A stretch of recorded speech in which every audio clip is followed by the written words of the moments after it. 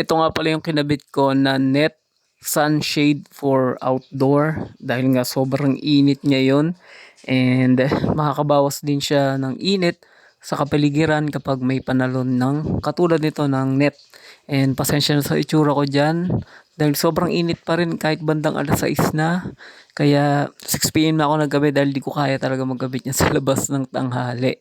And ayan, dulo-dulo yung pagkakabit ko dito sa kabilang dulo pero itong kabila ay sa labas ko na lang banda kinabit. In-extend ko kasi nga medyo malapad to dahil ang sukat pala nito ay 3 by 4 meters. Di ko na nakuhaan yung pagkabit ko dun sa puno. Bali ginabi na rin talaga ako.